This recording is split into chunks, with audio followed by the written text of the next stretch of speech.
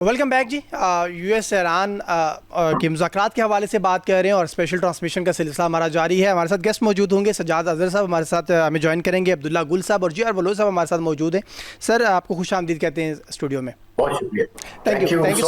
Thank you so much sir. Sir, G R Baloch साहब, सबसे पहले आपकी तरफ आना चाहूँगा और बात करेंगे ज़रा इन मुज़ाकरात के हवाले से। और ये पिछले घंटे में भी हम यहाँ मौजूद थे और हम बात कर रहे थे। आपका ज़रा ओवरव्यू लेना चाहूँगा सर।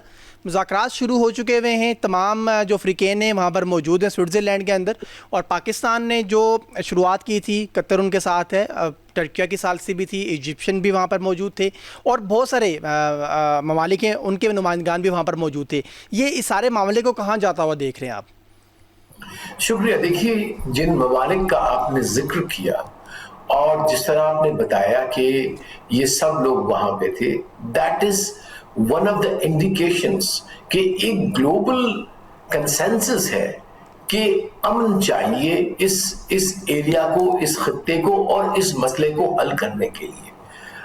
और यही सबसे बड़ी मेरे नजर में जमानत है इस बात की कि जो काविश पाकिस्तान ने डिप्लोमेटिक की है गुज़श्ता 2 माह से, और जिसका पहला इजलास पाकिस्तान में हुआ, अब जिसका नाम भी अल्हम्दुलिल्लाह इस्लामाबाद पीस अकॉर्ड रखा गया है, उस डॉक्यूमेंट का वो साइन हो गया इलेक्ट्रॉनिकली। तो अब ये प्रोसेस है, इस प्रोसेस में टाइम लगेगा। आई थिंक हमें खुद भी और हमारे जो देखने वाले हैं उनको भी ये बताना होगा, शेयर करना होगा कि हम तवक्कुआत भी रखें, साथ साथ रियलिज्म को भी अपने परसेप्शन में रखें कि ये बड़े मुश्किल जो है जो गुफ्तगू हो रही है या जो निगोशिएशंस हो रही हैं, इसलिए कि ये दो फरीक 50 साल 47 ईयर्स तक एक दूसरे के एक लिहाज से ना सिर्फ मुखालिफ थे लेकिन दुश्मन की हद तक डिफाइन किया हुआ था।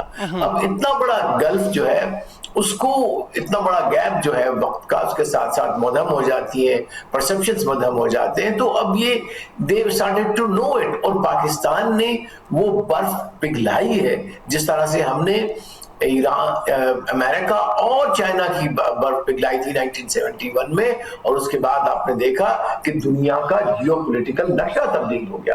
इस तरह से मेरा ये कहना है कि इंशाअल्लाह ये जो पाकिस्तान की काविश है, ये सिर्फ कोई इवेंट नहीं है, बल्कि we are setting the agenda for the 21st century इंशाअल्लाह। और आने वाले दिनों में, सालों में जो जियोपॉलिटिकल नक्शा होगा वेस्ट एशिया का, इवन ग्लोबली एज वेल, वो तब्दील होगा। और उसमें आपको पाकिस्तान की जो कंट्रीब्यूशन है वो नजर आएगी, और इंशाअल्लाह ये याद रखा जाएगा तारीख में, एक one of the I think high marks of Pakistan diplomatic achievement, या मास्टर स्ट्रोक कह लें, जिस तरह 1971 वाला वो मास्टर स्ट्रोक था, ये हमारा तारीखी तौर पे सेकंड डिप्लोमेटिक मास्टर स्ट्रोक है अल्हम्दुलिल्लाह, जिसके पीछे सिंसेरिटी है, प्रोफेशनलिज्म है, डेडिकेशन है और एक विजन है हमारी लीडरशिप का। बिल्कुल बिल्कुल ठीक हो गया। अब्दुल्ला गुल साहब हमारे साथ मौजूद है। जी अब्दुल्ला गुल साहब, सर आपकी तरफ आना चाहूँगा। और यहाँ पर हमारे साथ सज्जाद अजहर साहब भी मौजूद हैं। अभी हम बात कर रहे थे तो उन्होंने एक बात की है हमसे, वो ये कहना चाह रहे हैं कि इस टॉक के अंदर, इस बातचीत के अंदर मसला फ़लस्तीन के ऊपर भी बातचीत होगी। आप क्या समझते हैं सर, ये सारी चीज़ें अगर सेटल डाउन होंगी तो मसला फ़लस्तीन के ऊपर भी बातचीत की जाएगी इन मुज़ाकरात के अंदर? बहुत बहुत शुक्रिया, बड़ी मेहरबानी। देखिए, पहली बात यह है कि जो भी मुज़ाकरात होंगे वो उसी फ्रेमवर्क में होंगे जो लिख दिए गए हैं, और ये 14 नुकात हैं। 14 नुकात के अंदर ना फ़लस्तीन का जिक्र है और ना ही कहीं ये बात हुई है कि इसराइल के ऊपर अगर किसी भी किस्म की वो जारियत करेगा तो फिर उसका रिएक्शन में अमेरिका क्या करेगा। ये पहली बात है। दूसरी बात यह है कि जहां उसने गजा पे 70% कब्जा कर लिया है, क्या वो वापसी की बात कर रहा है, तो ये भी कहीं भी जिक्र नहीं आया। और इसी तरीके से जो लबनान के अंदर उसने साउथ लबनान में लितानी दरिया के ऊपर और इसी तरीके से तकरीबन 10-10 किलोमीटर अंदर घुस गया और तकरीबन 25 से 30% इलाका हासिल कर लिया है, उसकी वापसी के फ्रेमवर्क भी कोई नहीं बताया गया कि वहां से जो फौजें हैं रिट्रीट करेंगी या नहीं। और जो कल इजराइल ने नक्शा जारी किया उसके अंदर बाकायदा उसने शामिल कर लिया है लबनान का इलाका। तो ये अब ये सूरत हाल है। अब इसमें फ़लस्तीन के हवाले से बातचीत फ़िलहाल तो मुझे 14 नुकात में तो कहीं नज़र नहीं आ रही। हाँ, लेटर ऑन स्टेजेस के अंदर ज़ाहिर है ये ईरान का एक बुनियादी नुक्ता है और ईरान इससे पीछे नहीं हटेगा, ना हटना चाहिए। तो इसलिए फ़िलहाल जो मेरे ख़्याल में स्टेज वाइज़ चीज़ें होंगी। अभी तो हनूज़ दिल्ली दूरस्थ और सच्ची बात ये है कि अभी तक कोई ऐसी चीज़ों का इल्म नहीं है कि क्या होगा। अभी तो ये भी नहीं पता कि अमेरिका की नीयत ठीक भी है या बदनीयती है, जिस तरह से वो माज़ी में रहा। क्योंकि अगर वो ये चाहे तो इसराइल को तो 2 दिन में क्या 2 घंटे में वो सीधा कर सकता है। लेकिन ये ज़बानी गोलाबारी करने के बजाय अगर अमली तौर पर अमेरिका के वो जो इसराइल के खिलाफ कोई किरदार है तो दिखाए, ताकि पता चले। आज भी जो नेतन्याहू ने क्या बोला कि $3.8 बिलियन की मिलिट्री एड अमेरिका उनको दे रहा है। तो अब मुझे आप बताएं कि $3.8 बिलियन की एक छोटे से मुल्क को मिलिट्री एड दे रहा है, लेकिन इस बार मुकाबला जो था वो मर्दों से हुआ। पहले तो वो निहत्ते लोगों से मुकाबला करके समझ रहा था कि मैं बहुत बड़ी आर्मी हूँ, मर्सनरीज थे साले। इनका तो काम ही यही था कि लोगों को जो है वो मासूम बच्चों, औरतों, बूढ़ों और निहत्ते लोगों को निशाना बनाना। इनको पहली बार जो है ना वो सामने बंदा आ गया है जिसने मिसाइल का जवाब मिसाइल से दिया है और ठोक ठाक के दिया है और इनके तमाम जो सिस्टम्स थे उनको कोलैप्स करवा दिया। अब इसके अंदर 2-4 पहलू हैं। पहला पहलू ये है कि क्या वाकई अमेरिका मुज़ाकरात चाहता है, क्योंकि काली के दिन को देख लें कि जब ईरानी वफ़द ने, आपको पता है, लैतो-लाल से काम लिया। वज़ीर-ए-आज़म पाकिस्तान का तो तकरीर का कोई प्लान ही नहीं था मेरे भाई। याद रखिए कि प्रेस ब्रीफ्स या प्रेस जो टॉक होती है वो मुज़ाकरात के बाद होती है, ना कि पहले होती है। तो अगर पहले होती तो वहाँ बाकायदा डाइस रखा होता, पोडियम सजा होता, माइक रखा होता। लेकिन ईरानी वज़ीर ख़ारजा आए, उससे पहले जेडी वेंस आ चुके थे, बाकी लोग आ चुके थे, कतरी वज़ीर-ए-आज़म मौजूद थे। तो ईरानी आए और उन्होंने सिर्फ वज़ीर-ए-आज़म पाकिस्तान से मुसाफ़ा किया और कोई चेहरे पे उनके कोई जो मतलब नागवार तासुरात बल्कि देखने में आए और फिर वो वापस चले गए। आधा घंटे से ज़्यादा इंतज़ार करते रहे और फिर जेडी वेंस के माथे पे बल देके वो उठ के आए और वज़ीर-ए-आज़म के साथ खड़े हो गए। वज़ीर-ए-आज़म ने मौके की नज़ाकत को जानते हुए बहुत मेरे ख़्याल में समझदारी से काम लिया और उन्होंने एकदम तकरीर शुरू कर दी और वो एक बातचीत करना शुरू हो गए। मीडिया को और क्या चाहिए था कि जनाब वज़ीर-ए-आज़म कर रहे हैं बात, तो मीडिया ने उसको दिखाना शुरू कर दिया। वज़ीर-ए-आज़म के हाथ में माइक दे दिया गया थोड़ी देर के बाद। यानी कि ये अगर प्लान होता तो माइक पे ही होता ना, तो माइक ले लिया। फिर जेडी वेंस ने भी बात शुरू कर दी। इस असना के अंदर ईरानी वफ़द का ये इस्तफ़सार था कि हजूर, एक तरफ आपने मुआहदे की शिकों के अंदर लिखा हुआ है, जो एमओयू साइन हुआ है, कि आप किसी भी किस्म के इश्तिआल अंगेज बयान से परहेज करेंगे और एक तरफ डोनाल्ड ट्रंप जो है वो ट्वीट कर रहे हैं फिर एक इश्तिआल अंगेजी वाला। तो ये क्या मतलब है? यही वजह थी कि फिर ताखीर हुई और उसके बाद उनको मना के लाया गया। और एक और इसके अंदर मकसद ये था कि उन्होंने कहा, अब्बास इराक़ची ने, कि हम मीडिया के सामने नहीं आएंगे।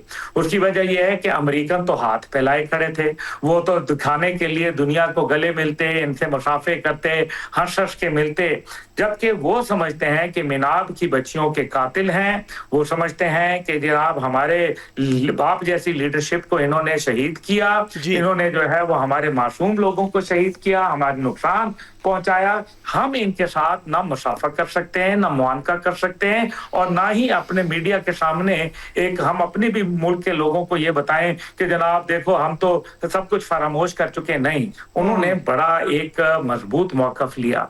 अब ये तमाम चीजों को अगर आप सामने रखें तो मुझे नहीं नजर आ रहा कि इस टाइम पे ये जो 2 महीने हैं ये कैसे गुजरेंगे, क्योंकि अभी तो जिस दिन ये काम शुरू है उसी दिन कोई ना कोई फड्डा, और डोनाल्ड ट्रंप साहब तो मुंह को ज़बान जो है ना ताला नहीं लगा सकते। उनका है। ये एक बहुत बड़ा इशू है। वो ट्विटर के शहजादे हैं, वो ट्रुथ सोशल के ऊपर उनका काम, वो एक टिकटॉकर के तौर पर ज्यादा मेरे ख्याल में पॉपुलर हो रहे हैं। वो इन्हीं चीजों पे खुश होते हैं। अमली तौर पर इजराइल को अभी तक नहीं रोका गया।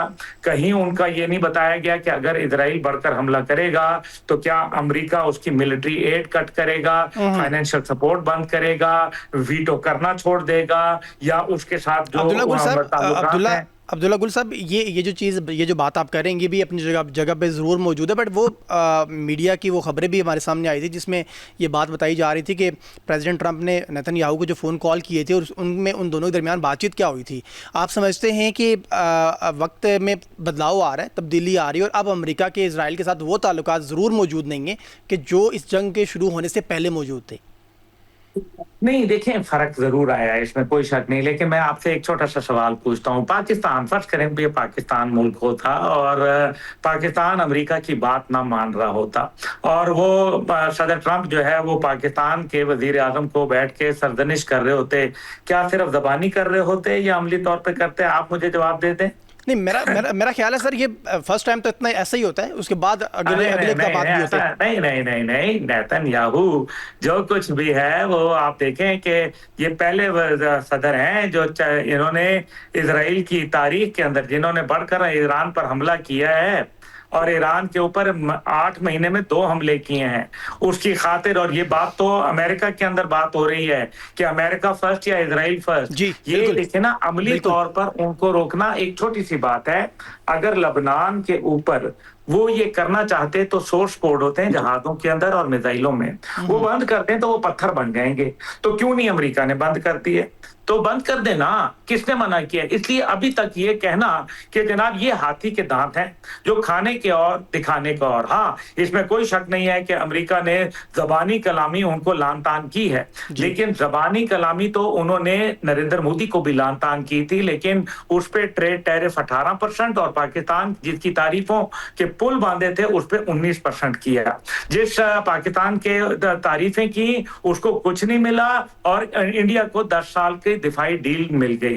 जिस यूरोपियन यूनियन ने पाकिस्तान को बहुत बढ़ चढ़कर दहशतगर्दी के खिलाफ किरदार के ऊपर सराहा, उसने जाके deal of the century India के साथ की और 90% इंडियन मसनूआत के ऊपर टैरिफ 0 कर दिया। और जबकि इंडिया ने यूरोप की मसनूआत पे 57 मसनूआत के ऊपर उन्होंने टैरिफ। अब्दुल्ला गुल साहब, मेरा ख्याल है कोई पूरी दुनिया पाकिस्तान के लिए इंडिया से कतई ताल्लुक तो नहीं कर देगी, उनके अपने जरूर चीजें मौजूद होंगी। वो पाकिस्तान की वजह से तो इंडिया के साथ डील शील ये तो नहीं कि मिस कर देंगे या फलाना कर देंगे जैसे हम नहीं करते। आपका क्या ख्याल है, मशरिक वस्ता के अंदर जो एसेट है उनका इजराइल उनका एसेट है ना, उन्होंने बनाया है ना, उन्होंने बिठाया है, उन्होंने उसको तकवीयत दी है। तो वो एसेट आपका क्या ख्याल है वो छोड़ के अब ईरान के साथ बिल्कुल शीरो शक्कर हो जाएंगे? इतना आसान नहीं है। हाँ, क्योंकि सर ईरान ने उनको मजबूर कर दिया ना इस मामले पे। सर ईरान ने तो मजबूर कर दिया। टर्म में वो वाकई ऐसा होगा कि अमेरिका इजराइल से दूर हो जाएगा। यहाँ मैं आपसे इत्तेफाक करता हूँ। जी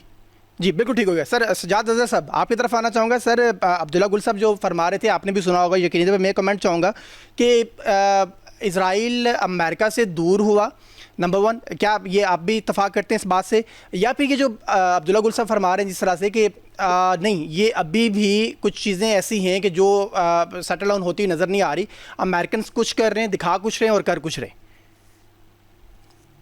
देखें, ये जो जंग है इसका जो रिजल्ट तो अभी कोई नहीं है, लेकिन अगर आप 14 नुकात को देखें तो ये ऐसा लगता है कि ये जंग जो है वो अमेरिका की शिकस्त है और ईरान की फतह है। जी, मैं समझता हूँ। और जो डिप्लोमेसी होती है उसमें बैक चैनल्स पे कुछ और हो रहा होता है और फ्रंट चैनल्स पे कुछ असर जो मंजरनामा होता है वो कुछ और दिखाई जा रहा होता है। मेरा ये ख्याल है कि ये जो फ्रंट चैनल पे जितनी चीजें हैं इससे ज्यादा बैक चैनल पे चीजें हैं। और रीजन को अगर उस तनाजुर में देखना है जिस तनाजुर में अमेरिका पिछले तकरीबन जो है वो निस्फ सदी से ज़ायद जो है वो उस रीजन को देख रहा है या इनडायरेक्टली डिक्टेट कर रहा है, इनडायरेक्टली जो है वो गल्फ के वसाइल को इस्तेमाल कर रहा है। दूसरी तरफ ईरान है, ईरान की प्रॉक्सीज हैं, वो प्रॉक्सीज सारी जो है वो ग्रेटर इसराइल और उसको चैलेंज कर रही हैं। तो अगर इसी तरह से ही मामलात जो है वो चलने हैं तो फिर जो है वो सस्टेनेबल पीस नहीं हो सकता, ठीक है। किसी सूरत नहीं हो सकता। अगर आप सस्टेनेबल पीस की तरफ जाएंगे तो फिर इस रीजन के अंदर अमेरिकन पॉलिसीज जो है वो रीशेप होंगी, और जब रीशेप होंगी तो जाहिर है इसराइल अपने जिस बयानिए पे खड़ा है उसको भी जो है उन्हें रिविजिट करना पड़ेगा। और अगर आप नहीं करते तो फिर ये जंग जो है उसके अंदर एक पॉज आ सकता है, ये सस्टेनेबल पीस की तरफ बिल्कुल नहीं जा सकती। इसका मतलब ये है कि रीजन के अंदर जो बड़ा कॉन्फ्लिक्ट है वो तो फलस्तीन का है। दूसरा मसला ये है कि ईरान के अंदर जो उसकी हार्ड लाइनर रजीम है, अमेरिका को और भी मसाइल हैं और वेस्ट को, यूरोपीय यूनियन को हैं, वहाँ के अंदर जमहूरियत के हवाले से हैं, दीगर औरतों की आज़ादियों के हवाले से हैं, तो ये भी एक बड़ा इशू है। ये सारे इश्यूज मैं समझता हूं कि अगर आप इनको सेटल नहीं करेंगे या इनको देखेंगे नहीं तो फिर कोई पायदार अमन का रास्ता बिल्कुल नहीं निकलेगा। देखें अभी भी जो अभी बात हुई है इसराइल के वजीर खारजा की फ्रेंच फॉरेन मिनिस्टर के साथ हुई हैं, बाकी लोगों के साथ हुई हैं, कि वो ये कह रहे हैं कि लबनान के अंदर वो जनूबी लबनान से वो उस वक्त तक अपनी फौजों का इनखला नहीं करेंगे जब तक हिजबुल्ला जो है वो उससे गारंटी नहीं ली जाती कि वो इसराइल पे हमले नहीं करेगा। ठीक हो अब गया। ये हिजबुल्ला और ये जो सारी चीजें हैं ये ईरान की प्रॉक्सीज से रिलेटेड हैं। अब ये ईरान की प्रॉक्सीज अगर उसी तरीके से जारी रहती हैं और इसराइल जो है वो अगर अभी जाहिर है उसके तल्लुकात ईरान के साथ नहीं है, गल्फ के ज्यादा मुल्कों के साथ नहीं है, तो वो इन मुज़ाकरात में बराह रास्त तो शामिल नहीं है। उसके मफादात फिलहाल तो अमेरिका ही देख रहा है। अमेरिका जो है ठीक है। उस पे अब ये जिम्मेदारी वेस्ट की तरफ से भी है, बाकी मुल्कों से भी है, की तरफ से भी है कि वो दुनिया को उस तरीके से ना चलाए या उस तरीके से ना देखे जिस तरीके से वो देखता आ रहा है। दुनिया को अब ज्यादा अमन की जरूरत है, क्योंकि हालिया ये जो तनाज़ा था इसने ये बात बिल्कुल वाज़ेह कर दी है कि गल्फ भी एक तरह का ये जो अबनाए हुर्मज है ये दुनिया की लाइफ लाइन है। यहाँ 20% तेल ही नहीं गुजरता बल्कि पूरी दुनिया में एनर्जी सर हमारे साथ रहिएगा। अब्दुल्ला गुल साहब, सर ये सवाल मेरा आपसे भी होगा, मैं जानना चाहूँगा आपके जहन में क्या आता है जब कल प्रेसिडेंट ईरानियन प्रेसिडेंट पाकिस्तान में पहुँचेंगे, प्राइम मिनिस्टर और प्रेसिडेंट से मुलाकात भी करेंगे, रस्मी चीज़ें तो होंगी बट गैर रस्मी तौर पे ये जो मामलात पाकिस्तान के ईरान के साथ वो जो स्पेशली कोर्ट के अंदर भी चल रहे हैं, क्या वो भी हमारी बातचीत के अंदर आएंगे? देखिए मेरी इस सिलसिले में पिछले जो सदर थे इब्राहिम रईसी साहब, उनसे मेरी मुलाकात हुई थी और उसमें मैंने उनसे पूछा था कि जी गैस पाइपलाइन के हवाले से क्या है। तो उन्होंने यही बताया कि जी आपके ऊपर 18 बिलियन डॉलर की पेनल्टी है क्योंकि ईरान ने अपना किरदार अदा किया था, आपने अपनी गैस पाइपलाइन नहीं बिछाई जो कि आपको बिछानी चाहिए थी कई सालों पहले। हाउएवर पाकिस्तान के ऊपर जाहिर है वेस्टर्न प्रेशर्स हैं, इसमें कोई दूसरी राय नहीं है, और अमेरिका की सैंक्शंस का मामला है, दीगर हैं, तो पाकिस्तान उसको जाहिर है उसके लिए मसाइल थे। हाउएवर उन्होंने तो गैस पाइपलाइन बिछाई हुई है, आपने कनेक्ट करनी है मेरे भाई, उनका तो कसूर नहीं है। उन्होंने मुझसे कहा, इब्राहिम रईसी साहब ने, मैंने उनसे कहा कि जी आप इसमें से क्या हमें कर सकते हैं, तो उन्होंने कहा कि मैं इसको तमाम राइट ऑफ कर सकता हूं, मैं और कर दूंगा, लेकिन पाकिस्तान भी तो अपनी कमिटमेंट पूरी कर ले। बिल्कुल, ये बात गलत तो नहीं है। तो मेरा ख्याल है कि गैस पाइपलाइन अभी तो नहीं इसके ऊपर एजेंडे पे होगा, क्योंकि ईरान जो है जाहिर है अमेरिका जब सैंक्शंस लिफ्ट करेगा तो फिर ही कुछ होगा। अभी जब ईरान के ऊपर से तेल की पाबंदियां दौरान जंग उठाई गई थीं और इसी तरह से रूस के ऊपर से उठाई गई थीं, तो पाकिस्तान की जो मिनिस्ट्री थी पेट्रोलियम, वो उसने मुआहदात क्यों नहीं किए जबकि इंडिया ने तो कर लिए थे।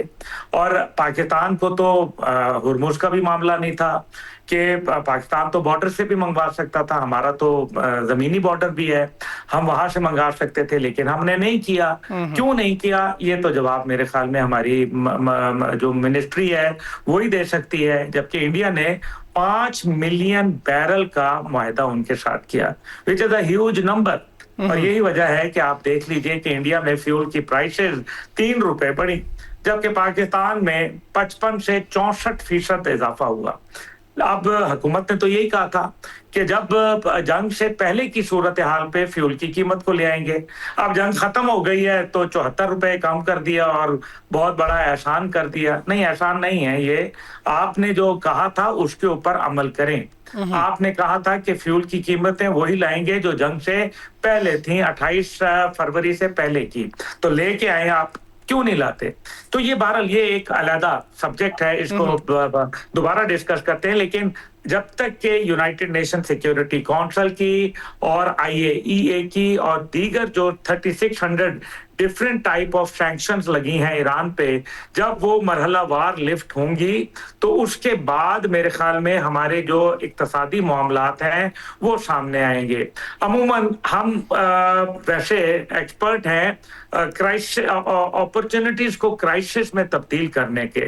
माजी में तो यही होता रहा, अल्लाह करे कि अब हम अपॉर्चुनिटी को मजीद अपॉर्चुनिटी के अंदर तब्दील कर दें, इस क्राइसिस को अपॉर्चुनिटी में तब्दील कर दें तो बेहतर होगा। लेकिन अगर आप ये कहें कि ईरान के हवाले से देखें, अभी मशरिक वस्ता को, पूरे मशरिक वस्ता को चला रहा है अमेरिका इजराइल का हवा क्रिएट करके। तो इजराइल का हवा क्या वो छोड़ देगा? क्या वो अपनी स्ट्रेटेजिक और डिप्लोमेटिक और पॉलिटिकल और मिलिट्री इंगेजमेंट और इसी के साथ आइडियोलॉजिकल इंगेजमेंट क्या वो छोड़ देगा? याद करें, अभी एम्बेसडर साहब भी बैठे हुए हैं, तो माइक हकाबी जो कि अमेरिकन सफीर है इसराइल में, उसने कहा था कि इजराइल का हक है मजहबी भी और इखलाकी भी, कि कानूनी भी, कि वो ग्रेटर इजराइल बनाए। उसके ऊपर क्या उसको वॉशिंगटन ने सरजनिश की? क्योंकि क्या ये उसने पॉलिसी स्टेटमेंट जो दी, क्या ये अपने तौर पर दी? अगर अपने तौर पे दी होती तो सरजनिश होती और कहा जाता कि जी हम तो इस पॉलिसी से एग्री नहीं करते। और अगर नहीं किया तो this shows that this is part of their plan. ठीक है, तो ये बात है, अगर मतलब हमने वैसी विशफुल थिंकिंग करनी है, ये एक स्ट्रेटेजिक पॉज है, वक्त बताएगा। बहरहाल अल्लाह करे कि ऐसा ना हो, अल्लाह ताला करे कि इसके अंदर मामला बेहतर हो जाए। वैसे तो अमेरिकन ये भी कहते हैं कि if you can't beat someone join them. हम माजी में जिन जिन के साथ लड़े उनके साथ आज गले मिले हुए हैं। अच्छा अब्दुल्ला गुल साहब, ये जो आप हवा की बात कर रहे थे, आई थिंक अब तो इजराइल का हवा तो मिडल ईस्ट में कम हो ही गया होगा ईरान के इतने जरहाना जवाब के बाद। अब लोग शायद उनसे उस तरह से नहीं डरते होंगे जिस तरह से इससे पहले ममालिक उनसे डरते थे। सर अब्दुल्ला गुल साहब, एक सवाल मैं आपसे और भी जानना चाहूँगा, आप समझते हैं मुज़ाकरात कामयाब हो जाते हैं? ये 60 दिन का टाइम है, और अगर ये अल्लाह करे और कामयाब हो जाए तो पाकिस्तान को माशी तौर पे कोई फ़वाइद मिल सकेंगे ईरान से या और दीगर ममालिक से? देखिए, हवा तो कम, पहले भी हवा नहीं था इजराइल किसी के लिए। Israel was nothing without America. अगर अमेरिका सपोर्ट ना कर रहा होता तो इसकी चटनी बना देते हम, ये कोई मसला नहीं है इसका। लेकिन मसला वही है, अमेरिका के इतने जहाज थे सिनाई दौर के अंदर के एक ब्रिज, उन्होंने ये अखबार ने लिखा था कि there is a air plane bridge between America and Tel Aviv.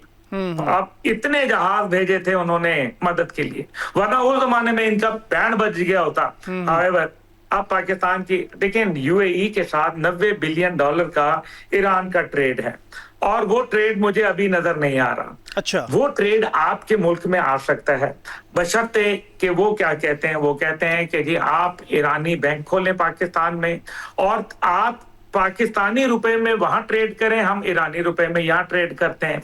वो कहते हैं कि आप माल के बदले में माल दें, हम आपको जो है फ्यूल, बिजली, गैस देते हैं, आप ऐसा करें कि जनाब आप हमें जो है वो अजनास दें, चावल दें, गंदम दें, आप हमें जो है वो कॉटन दें, हमें दीगर जो अशियाए खुर्दोनोश है वो दें। तो ये वो बात करते हैं। तो ये मसला ये है कि ये तो एक बहुत बड़ा ट्रेड वॉल्यूम है। अगर तो वाकई हम एक नए वर्ल्ड ऑर्डर के तहत आगे बढ़ेंगे तो फिर तो आप ये देखेंगे कि वो सत्ता ही खैरा है। लेकिन अगर हमने अमेरिका के साथ उनके पुराने वर्ल्ड ऑर्डर के ऊपर चलने की कोशिश की, मैं नहीं कह रहा कि उनको छोड़ दें, अबैंडन कर दें, नहीं, आपको नए वर्ल्ड ऑर्डर को बहरहाल तरजीह देनी पड़ेगी। उसके बाद आप देखेंगे कि पाकिस्तान में बिजली की कीमत कम होगी, क्योंकि ऑलरेडी 105 मेगावाट का मंसूबा तुर्बत में लगा हुआ है, और जहां 4 रुपए बिजली वो दे रहे हैं यूनिट की, ईरान दे रहा है। फिर इसी तरह से वो फ्यूल जो है वो आपको 20 रुपए लीटर से भी कम दे रहे हैं, वो आपको लिए तैयार है, लेकिन आप लेने वाले बने।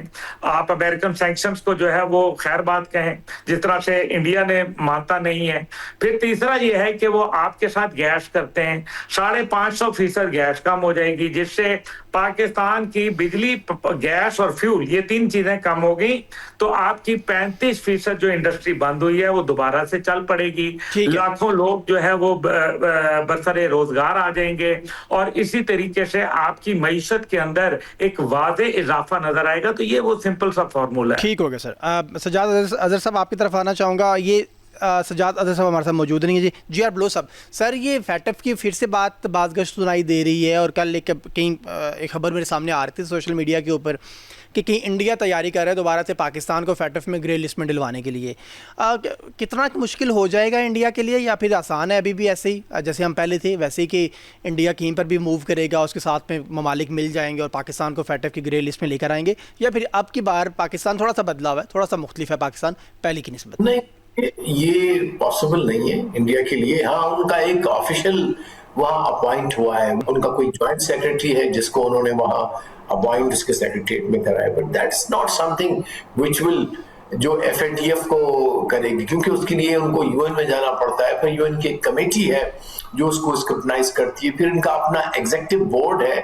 सो मैं नहीं समझता, ये मेरा ख्याल है खबर चलाई हुई होगी अंदर के कुछ लोगों ने या बाहर के कुछ लोगों ने, हर किस्म के पड़े हुए ना आपके पास, कि थोड़ा डराओ हुकूमत को या खराब करो, गंदा करो पाकिस्तान को, क्योंकि अभी आजकल पाकिस्तान का माशाल्लाह इमेज आगे और गुड्डी भी चढ़ी हुई है। सो जस्ट इसको डिसमिस कर दें, इसको कतई कोई अहमियत ना दिया करें। बिल्कुल सर। ये मुस्लिम ममालिक की अहमियत को कैसा देखेंगे आप? ये सारी जंग हुई, पहली बार हमने देखा कि सेटल डाउन करने के लिए मुस्लिम ममालिक, आपने सऊदी अरब का किरदार देखा, इसमें मिस्र का किरदार देखा, टर्किया का देखा, पाकिस्तान तो फ्रंट फुट पे और कतर के साथ फ्रंट फुट पे मौजूद रहा। इतना बड़ा क्राइसिस एक हुए और यूरोप उनसे कट गया, अमेरिका के साथ खड़ा नहीं था यूरोप, बट पाकिस्तान ने, कतर ने, टर्किया, मिस्र, सऊदी अरेबिया, जिनके ऊपर हमले हो रहे थे, वो खुद वहाँ पर सालिसी के तौर पे किरदार अदा कर रहे थे। किस तरह से देखेंगे आप? समझते हैं मुस्लिम ममालिक की मेच्योरिटी में बहुत तेज़ी के साथ इजाफा हो रहा है? देखिए, आपने 2 सिनेरियो बताए कि यूरोपियन यूनियन और बाकी जो उनके ट्रेडिशनल अलाइज हैं अमेरिका के, वो इसके साथ नहीं खड़े हुए। उसकी वजूहत और है, उसकी वजूहत उनकी अपनी शख्सियत भी है, जिस तरह से वो सख्तगिरी से और ब्रैशली उनके लीडर्स को या उनको करते रहे। फिर सबसे बड़ा जो यूरोपियन यूनियन का जो था वो था ग्रीनलैंड का मसला, जहां पे उसने कहा कि मैं इसको कब्जा कर लूंगा फौजी तरीके से या वो उसको छोड़ गए। या फिर जो उसके G7 के मेंबर्स हैं, जिसमें उसने कहा कि Canada should become 51st province of the US, तो वो उनकी अपने डायनामिक्स है। अब हम आते हैं Pakistan, Turkiye, Egypt, Saudi Arabia के क्यों उन्होंने किया जो कुछ कर रहे हैं। That's very important for us to understand. देखिए, आप अगर नहीं करते कौन करता? आफ्टर ऑल उम्मा इज बीइंग डैमेज्ड। अगर ईरान तक खुदा ना खास्ता कुछ होता है उसको, तो भी उम्मा को, अगर सऊदी अरब को खुदा ना खास्ता, या JCC को, या सऊदी अरब को, या सीरिया को, इराक को हुआ, वो कमजोर हुए। कौन कमजोर हुआ ओवरऑल? ऑफ कोर्स वो इस्लामिक उम्मा। इसराइल की डोमिनेंस कब से बढ़ी? जब से इराक तबाह हो गया अनफॉर्चुनेटली, जब से सीरिया हो गया, जब से लीबिया हो गया। तो ये तो आपकी कलेक्टिव ताकत है। लेकिन ये बहुत अच्छी मूव है इन चारों मुल्कों की, और उस हवाले से मेरा अपना भी एक परसेप्शन है और मेरा एक आर्टिकल भी छपा है कि आगे चल के इंशाल्लाह हम पाकिस्तान, ईरान को भी इंक्लूड करें उसमें, सऊदी अरब, टर्किया और इजिप्ट, ये पांचों MP5 बनाए, that is called the middle power 5 मुसलमान, और वो एक इंटरडिपेंडेंट इकोनॉमिक ब्लॉक भी हो, एक मिलिट्री कोऑर्डिनेशन का अलायंस भी हो, वो साइंस, टेक्नोलॉजी, एजुकेशन पूरा लाइक यूरोपियन यूनियन की तरह हो, लेकिन ये 5 फाउंडर मेंबर हो और उसके अंदर और भी मुल्क शामिल हो जाए जो मिडिल ईस्ट के हैं। तो मेरे ख्याल है अब वक्त आ गया है और उस सिलसिले में कुछ पेशरफ्त भी हुई है कि एक मीटिंग यहाँ हमारे यहाँ हुई थी चारों जो फॉरेन मिनिस्टर्स की, और अभी ये जो मीटिंग हुई है उससे एक दिन पहले हमारे I think foreign minister went Egypt गए थे, वहां पे मीटिंग हुई है इन्हीं चारों, उसमें ईरान नहीं था। लेकिन आगे चल के मैं ये देख रहा हूँ कि और कोई हल नहीं है, अगर रिस्पेक्ट से रहना है, ऑनर से रहना है इस इंटरनेशनल ऑर्डर में मुसलमान मुल्कों को, और वाकई अपना सोवरेनिटी भी आपने बचानी है, अपनी इकोनॉमीज को भी देखना है। इवन जेसीसी कंट्रीज में तब्दीली है, मैं देख रहा हूँ उनके कतर के बड़े सीनियर ऑफिसर कह रहे थे कि यस वील हैव टू, हमें डेवलप करने पड़ेंगे इंटरडिपेंडेंसीज इकोनॉमिक जो है, ताकि जंग को हटाया जाए। क्योंकि जब जंग किस तरह हटती है, जब आप इंटरडिपेंडेंट होते हो, जिसमें वो ईरान का डेफिनेटली जा रहा था। तो आगे चल के मुझे लगता है कि ईरान भी इस बात को समझ गया है कि जब तक कि वो रीजन के अंदर नहीं अपना इंटीग्रेट होगा, सिक्योरिटी नहीं जो है वो। सर जी आर बलोच साहब हमारे साथ रहिएगा। नाजरीन यहाँ पे बात कर रहे हैं अमेरिका ईरान मुज़ाकरात के हवाले से। ट्रांसमिशन में वक्त हुआ ब्रेक का, हमारे साथ रहिएगा। वेलकम बैक की बात करें आज ईरान और अमेरिका के दरमियान मुज़ाकरात के हवाले से, और हमें ज्वाइन किया है ब्रिगेडियर रिटायर्ड सैयद नज़ीर साहब ने। सर खुश आमदीद कहते हैं आपको ट्रांसमिशन में। जी बहुत शुक्रिया। सर सबसे पहले तो ये कि मुज़ाकरात जारी हैं और वहाँ पर कुछ कमेटीज़ बना दी गई हैं। स्विट्ज़रलैंड के अंदर prime minister of Pakistan CDF भी वहाँ मौजूद थे, जेडी वेंस मौजूद थे, ईरानियन जो डेलीगेशन है वो भी मौजूद था। अब बहुत सारी चीज़ें हैं वो फाइनलाइज़ की गई हैं, कुछ कमेटीज़ हैं वो भी बनाई गई हैं। कैसे देखेंगे इन मुज़ाकरात को, नंबर 1। नंबर 2 सर, ये मुज़ाकरात मुकम्मल हो जाते हैं, जितने भी दिन लगते हैं इसके ऊपर, कहा जा रहा है कि ये पूरा हफ्ता मुसलसल तकनीकी जो कमेटीज़ हैं वो काम करती रहेंगी, तो कब तक आपको ये सेटल डाउन होते हुए दिखाई दे रहे हैं मुज़ाकरात सारे? जी बहुत शुक्रिया। जहाँ तक मुज़ाकरात की बात है तो अच्छी बात यह है कि उसके लिए MOU इस्लामाबाद साइन हुआ है और उसने एक फ्रेमवर्क दिया हुआ है, और फ्रेमवर्क में सनसेट क्लास जो है उसका वो 60 डेज है, और 60 डेज से पहले कुछ 30 डेज के भी बेंचमार्क बात चीजों के लिए रखे हुए हैं। लेकिन अच्छी बात ही हुई है कि जिसकी वजह से स्ट्रेट ऑफ हॉर्मुज़ खुल गया है, जो कि दुनिया का ट्रेड और उसके अलावा जो एनर्जी क्राइसिस है वो काफी हद तक रिलीव हो चुके हैं। ये एक बहुत बड़ा रिलीफ था, और प्लस ये ईरान का जो था एक पिवटल पॉइंट था, बल्कि ये एक लीवरेज के तौर पर उसको इस्तेमाल कर रहे थे। और अब वहां पर ट्रैफिक जारी है। 2 रात को एक मतलब है कि ईरानी वफ्द ने स्पेशली प्रेसिडेंट ट्रंप के इंटरव्यू पर तराजात की, और उसने कहा कि ये जो बातचीत है अंडर इंटिमिडेशन है, तो ये हम नहीं करना चाहते। लेकिन फिर शायद कतर और पाकिस्तान ने मिलकर उनको दोबारा मेज पर ले आया, और जिसके नतीजे में ये जो मुख्तलिफ टेक्निकल कमेटीज है, क्योंकि 14 पॉइंट्स है और 14 पॉइंट्स में हर पॉइंट में टेक्निकल कमेटी बनेगा। वो इसलिए बनेगा कि बात चीजें जो है वो फाइनेंशियल है तो उसके लिए फाइनेंशियल एक्सपर्ट, कुछ न्यूक्लियर है तो उसके लिए न्यूक्लियर एक्सपर्ट्स की जरूरत है, और तीसरी बात है कि जहाँ तक ट्रेड और उसके तो उसके लिए भी। और फिर ये भी आ जाते, अच्छी बात ये आ जाती कि उसकी वजह से सीज फायर जो है वो इंटेक्ट है, उसमें वायलेशन नहीं हो रही है।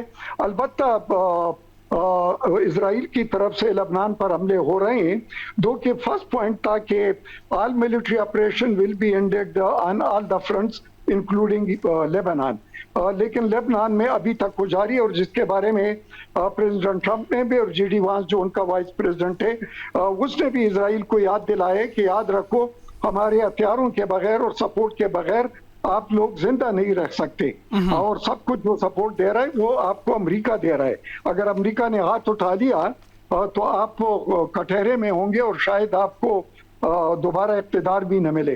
तो लेकिन ये है कि लॉबीज तो उनके होते हैं, वो लॉबीज प्रिवेल कर जाते हैं अमेरिका के सिस्टम में। बहरहाल अच्छी बात यह है कि अब टेक्निकल कमेटीज बन गए हैं, और टेक्निकल कमेटीज अपने इंडिपेंडेंट तौर पर मुख्तलिफ जो उसके क्लासेस हैं इस MOU के उस पर काम करेंगे, जिसमें एक्सपर्ट शामिल। लेकिन उसमें जाहिर है कि जो मीडिएशन का रोल था या वहाँ पर अगर कोई इस तरह स्टिकिंग पॉइंट आ जाते हैं, और फिर ये है कि प्रोग्रेस अगर रुक जाता है या वो किसी किस्म का टेक्निकल लेकुने आ जाते हैं, तो उसके लिए पाकिस्तान भी मदद करेगा। इसके अलावा जो कतर है वो भी पाकिस्तान के इस मीडिएशन को पूरा इन्हें क्रेडिट देते हैं, लेकिन साथ साथ खुद भी, क्योंकि ईरान का भी कुछ ट्रस्ट जो है वो कतर पर भी है, और कतर अमेरिका के भी बहुत करीब है, तो और दूसरा मिडिल ईस्ट का जो व्यू पॉइंट है उसको भी वो रिफ्लेक्ट करता है, तो कतर भी अब इस मामलात में शामिल हो चुका है।